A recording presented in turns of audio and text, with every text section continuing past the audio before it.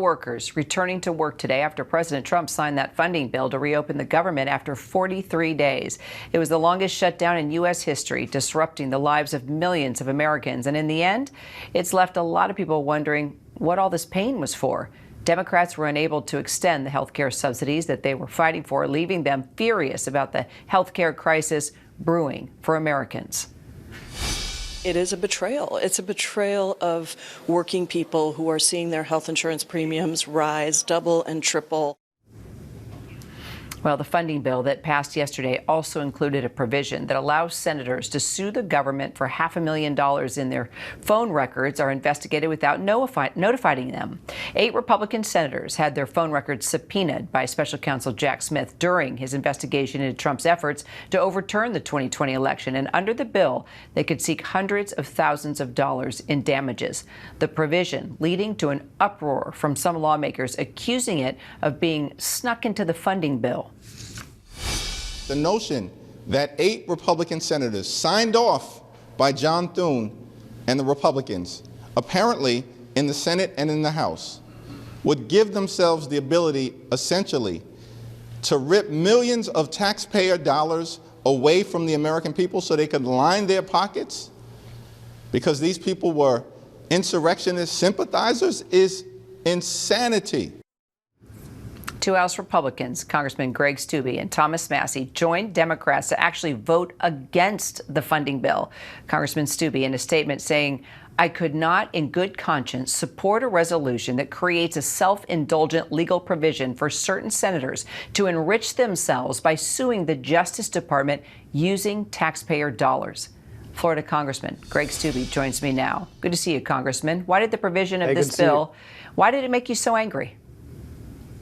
Well, first of all, it got snuck in there. We didn't find out, obviously, until we got the language late Sunday, and then you start going through hundreds of pages and realize it's in there on Monday. The Rules Committee obviously was going through it, and there was people in the Rules Committee like Austin Scott and Chip Roy that obviously had some significant concerns about it. It seemed as though we would strip that out and send it back to the Senate after passage, but that wasn't the direction that the Speaker wanted to go. And I can't, in good conscience, vote for a bill that creates a cause of action for 8 or 9 senators to be able to sue the Department of Justice, and the Department of Justice couldn't bring certain affirmative defenses, and it guarantees them $500,000 per transaction, per occurrence.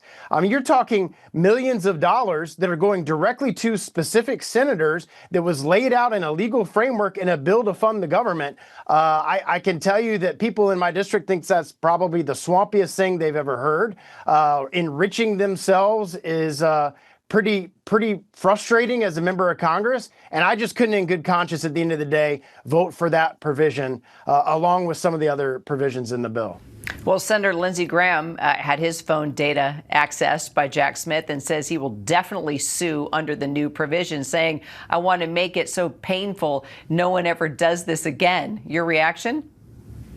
Well, he was saying that before we voted on the bill, which is one of the reasons why I said I'm not going to vote to give Lindsey Graham $500,000. I don't think that's appropriate. If he wants to sue the Justice Department based on current law and what happened at that time, he's obviously free to do that. But to create a legal cause of action for 8 or 9 specific senators that fall into this area and then limit the defenses that the Department of Justice have and guarantee $500,000 in taxpayer money to go directly to those individuals, I just don't think that's right. Speaker Johnson says that he's going to hold a vote to remove that provision from the bill, but then that would have to pass the Senate. So what do you think? Is there any chance that that happens?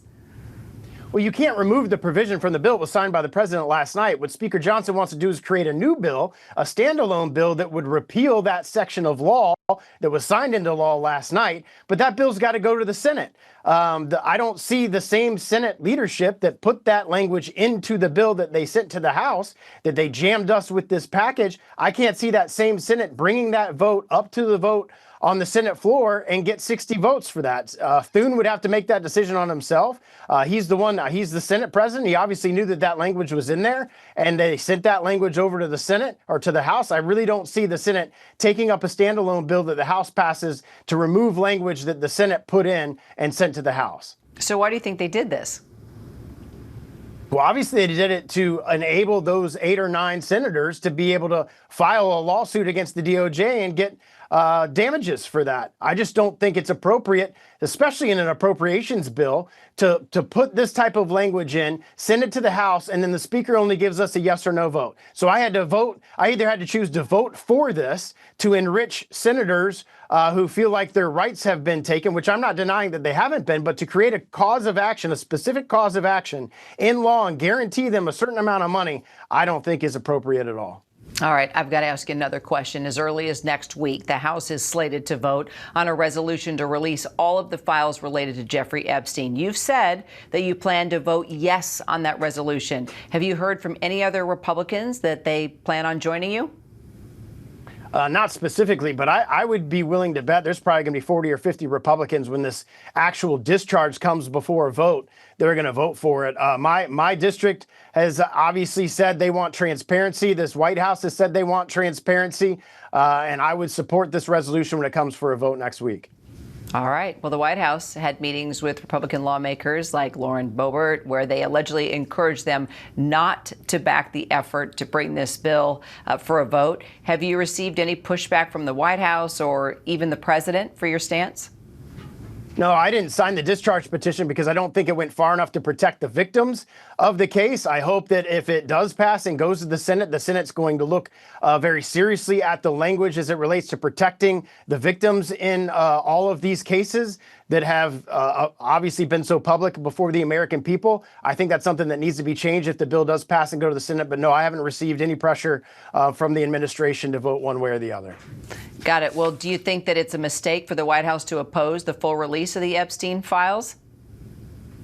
They've released a treasure trove of documents. The House Oversight Committee has released a treasure trove of documents. I think, obviously, this has been the most transparent administration in the history of our country. I certainly think it's a good thing to allow the American people to see everything that's going on as long as it abides with protecting the victims in this case and the victim's identity in all these cases so that they're not identified. You know, the victims have said just release all the files. So why not just release all the files and that ends the debate, right? Some of them have, but not all of them. There's still some victims that have remained anonymous, and it is their right under the Constitution to be able to be protected. And I think it's very important that as we walk through this process, as the Oversight Committee has walked through this process, to be transparent to the American people, those victims that have wanted to remain anonymous and not want to have their name out there should be protected as this moves forward.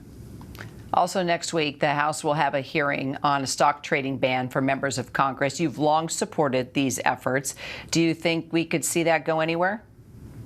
I sure hope so. I've supported that my entire time in Congress. I personally do not have individual stocks. We just invest in mutual funds and 401ks. I think that's the way it should be. Obviously, there's lots of cases of other members of Congress taking advantage of their position and investing in individual stocks and moving stocks around. We have a reporting requirement, but that's after the fact that happens. I think it would go a long way with the American people. This is broadly supported, both Republicans and Democrats in our nation, to support a ban on individual stock trades for members of Congress. Congressman Greg Steube, I hope you'll come on again. Really appreciate your time. Yeah, thanks for having me.